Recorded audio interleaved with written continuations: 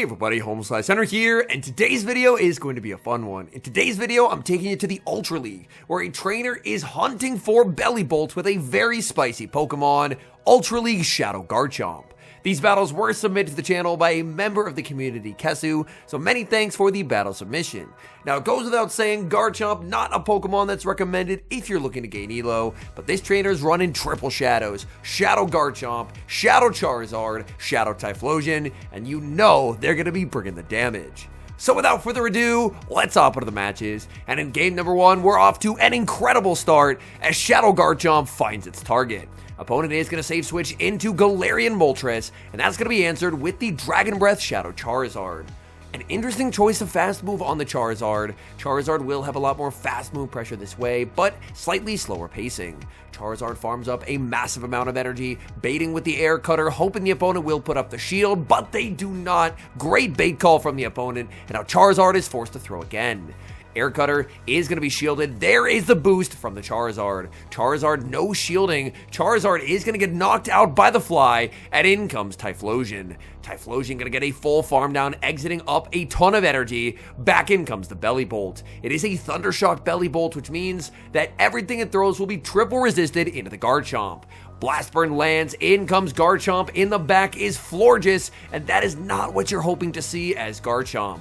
Garchomp gonna be full sending Earth Power. Earth Power is gonna connect, and that is some pretty nice damage. Opponent massively overfarming, and that lets Garchomp get to the Breaking Swipe. Breaking Swipe is gonna force a shield. Opponent now at -1 attack. Will they finally take the knockout?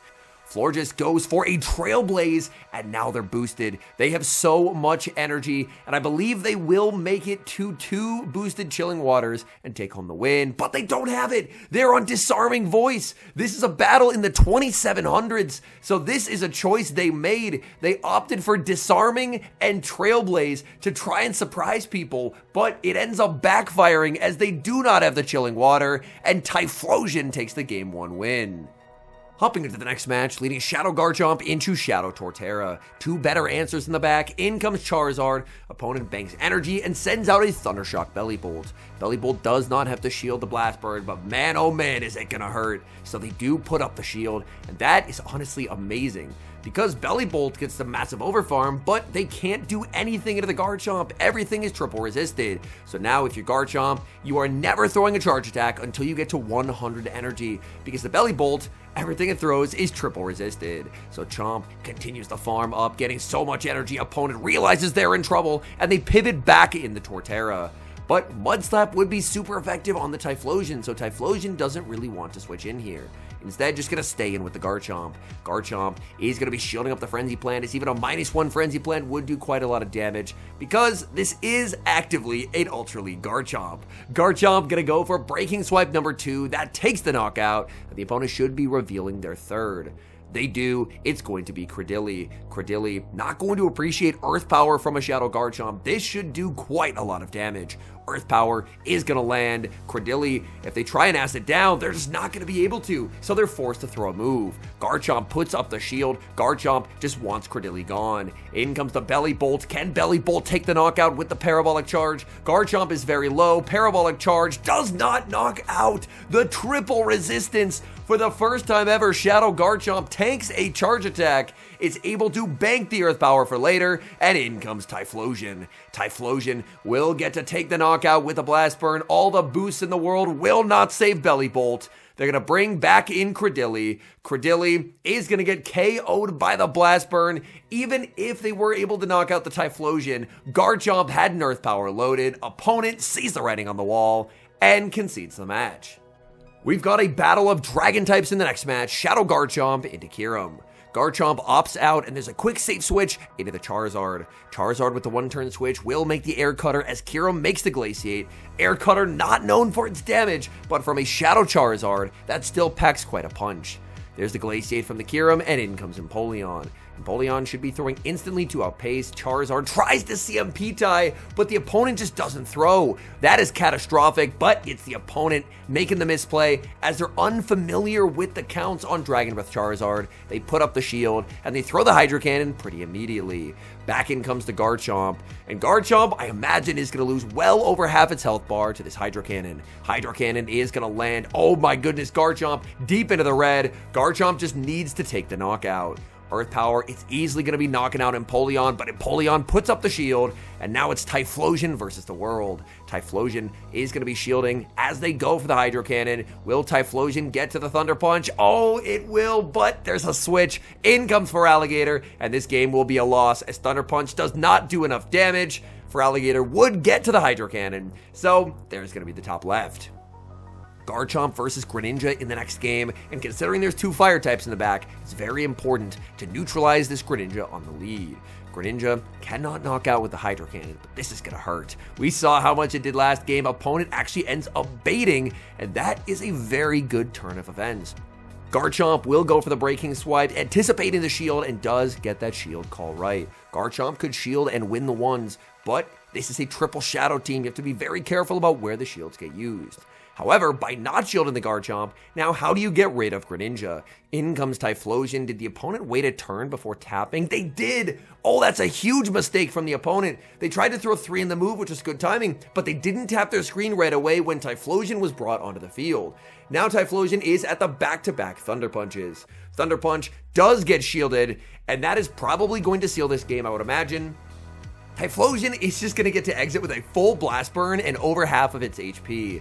What are they bringing in here? It's going to be a Primeape. They make a catch onto a Venusaur. Yeah, there's just no way out. Typhlosion undercharges the Blast Burn. Obviously, with that catch, you don't know if it's the Shadow or the non-Shadow Venusaur, so the undercharge would have been perfect for the Shadow. It ends up being the regular, and in comes Charizard. Charizard tanks the Sludge, gets the full farm down. Charizard will get to Blast Burn Primeape, and Primeape is going to immediately resign the match. Garchomp versus Como-O in the next match. The battle of the Dragon Tailors. Como-O has a pretty significant pacing advantage. Garchomp calling that it's not the Clanging Scales, and it is only going to be the upper hand. That is a massive call. Garchomp now threatening big super effective damage with the Breaking Swipe, and that will get shielded. In comes Charizard. Charizard will have to shield once as Clanging Scales is just too good of a move. There's the Clanging Scales, and the opponent will actually stay in and let themselves get farmed. What do they have in the back? Oh my goodness, they have an Empoleon, and I don't think Empoleon's about to like what happens. Charizard at the back-to-back Blast Burns. They call the first, and now they're going to have to shield an Air Cutter. That feels absolutely awful. Opponent does shield the Air Cutter. At this point, you just let it go and take Typhlosion with a shield. No, gonna try and sweep with the Charizard. Charizard gonna try for a Dragon Breath down. Charizard realizes it cannot get there, and instead will go for the Air Cutter. Air Cutter will take the knockout. Will we get the boost? No, but it's Torterra in the back, and Torterra, it's just never the play. Torterra about to get sent back to its Pokeball in a hurry by a Blast Burn, and Typhlosion just gets to fully take the game off. We move to the next match, and it's a tough lead Shadow Garchomp into Empoleon. Immediate save switch into Typhlosion. Opponent is going to retreat into Dragonite, and I think the opponent made a misplay. They could have stayed in with the Empoleon, guaranteed a shield into the Typhlosion, and then brought out the Dragonite. And then Dragonite would have been on curve pacing-wise to make a superpower right as the second Thunder Punch was reached. So now the opponent is down a shield, whereas had they stayed in, they could have been up a shield. Charizard going to use this as an opportunity to get a big energy head start, because if there's ever a hope of getting rid of the Empoleon, it's going to be with that Charizard. Charizard now absolutely loaded, back in comes the Empoleon, and that definitely is the best case scenario. Charizard full setting the Blast Burn, big damage onto Empoleon, but disaster strikes as in the back, it is Togekiss. The banking of energy on Charizard, in comes Garchomp. Garchomp just completely useless into this team. Aura Sphere lands, the only hope is that the opponent decides to respect a Fire Blast. Garchomp farms up a bunch of energy. This is the only remaining hope in the game, and they no shield. They trust that Garchomp is not running Fire Blast, and that's going to seal it. Charizard knows it's getting hopelessly outpaced. Even if Charizard stayed on the field, I still don't think Charizard is able to win that game. So unfortunately, once Togekiss was revealed, it was kind of just impossible. Garchomp into Driftblim in the next match. This is not a great lead. So in comes Charizard. Charizard going to be answered with a Licky Licky. Oh my goodness, Licky Licky used to be an absolute terror in the Ultra League, but it has been absent for quite a few seasons, so it's a bit of a surprise to see it here. Licky Licky gonna take big damage from a Shadow Blast Burn. Blast Burn is going to connect. Charizard gonna try and get to the Air Cutter. Oh my goodness, Charizard with the 1 HP survive, and that forces energy out of the Licky Licky. This does set up Garchomp to get a big farm down, as Garchomp shouldn't be too worried about a Body Slam, Earthquake, Shadow Ball. Neither one is really going to do a considerable amount of damage. There's the Shadow Ball. In comes Typhlosion. Opponent is going to respond with their final Pokemon, which is Feraligatr. And I think they may have been better off sending in the Driftblim, as Driftblim would have had a lot more fast move pressure, whereas Feraligatr, being down energy, it's really, really bad. It's not a good matchup, and they don't have the same kind of fast move pressure if they had the Astonishes. Even with that misplay from the opponent, I still think they're in the driver's seat of this match, and that's because Garchomp, it has a banked charge attack, but it's Breaking Swipe. It does not have Outrage. If it had Outrage, then Kesu would probably win, but I think this game is probably going to be a loss. In comes the Driftblim. There's the catch attempt. They do not get it, and now there's a switch into the Garchomp. Garchomp gonna go for the Breaking Swipe, but unfortunately, Breaking Swipe just doesn't do the damage you would want it to do. Maybe they try and farm down. No, they're just gonna take the knockout. A wise play from the opponent, because I believe 2 Astonishes will knock out Typhlosion. It's gonna be close. Typhlosion gets the double up, but feints to the Astonish. Hopping into the next match, leading Shadow Garchomp into Goodra.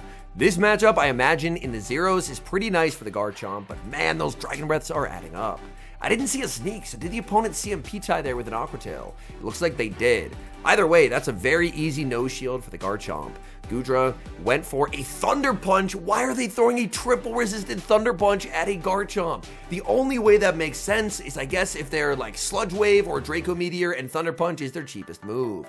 Charizard has so much energy, and it's going to be met with Feraligatr. Feraligatr is not going to appreciate being this far behind. Air Cutter is going to land. There's the boost from the Charizard, and Charizard will absolutely have to use the final shield here, because this is Charizard's only real opportunity to try and get damage on the Feraligatr. Unfortunately, Charizard does not quite have the back-to-back, and that's a problem. Opponent is going to shield Charizard. Oh my goodness, the switch and the catch onto the Garchomp. Had to quickly change the volume of whatever they were listening to, and now we're back in the fight. In comes Charizard. Goodra hits the field once again, but Charizard is not going to let Goodra get to its Thunder Punch. Charizard takes the knockout with the Air Cutter. Do they get the boost? Yes, they do. And now it's a boosted Charizard versus the world. There's a Typhlosion in the back, but Typhlosion without shields is not going to go well, and they have a Venusaur in the back.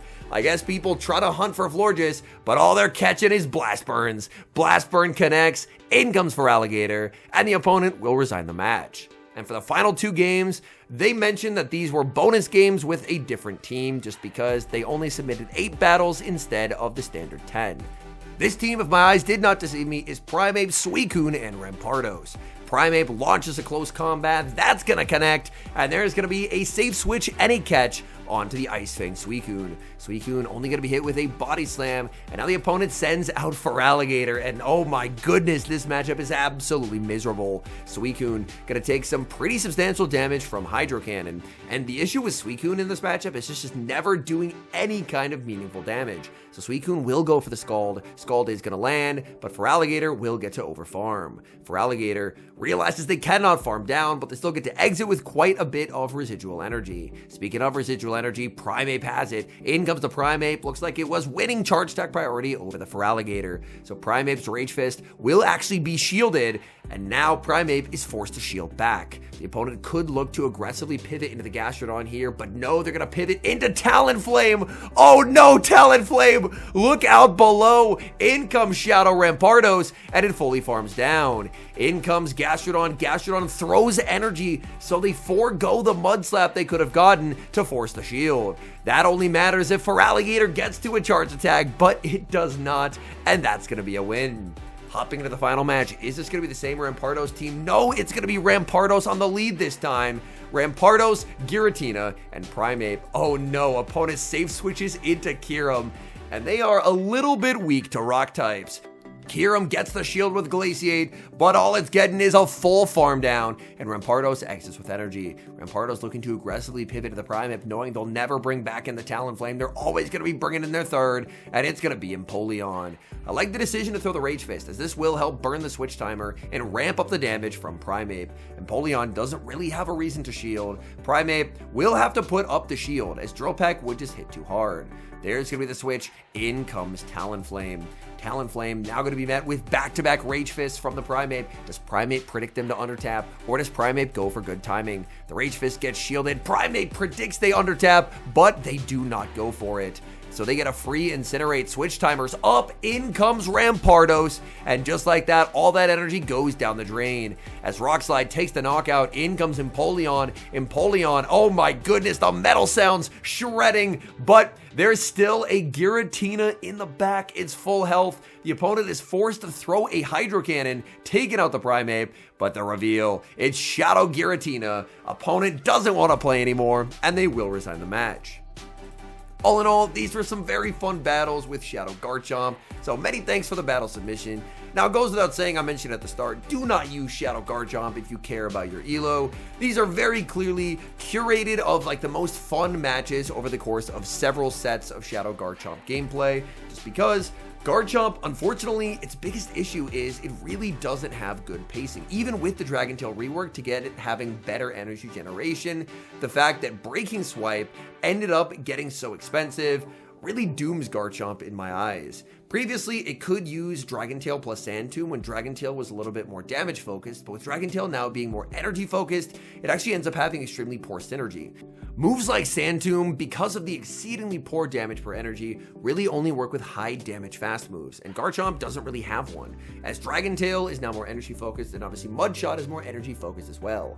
I would love in the future if Garchomp was able to get a cheap charge move back. I think that could be a fun way to give it a little bit more viability. Granted, it's still a Garchomp, so it's not going to see much play outside of a Master Premier format, but even in a Master Premier format, I think in its current iteration, it's not really particularly useful. It's kind of been rendered obsolete, as is more so just fun spice rather than anything. But fun spice it was in these battles. I very much enjoyed the game where the Shadow Garchomp was deep into the red HP. The trainer, well, the opposing trainer that is, threw the Parabolic Charge thinking surely this knocks out, and Shadow Garchomp just tanked it like it was nothing. His Parabolic is a very, very good attack. Anyways, thank you guys so much for watching. If you enjoy watching content like this, please do consider leaving a like on the video and subscribe to the channel if you haven't. And a special thank you, as always, to our channel members here on YouTube. The support guys provide is genuinely so appreciated. So thank you guys oh so very much. And until next time, I've been HomeSliceHenry.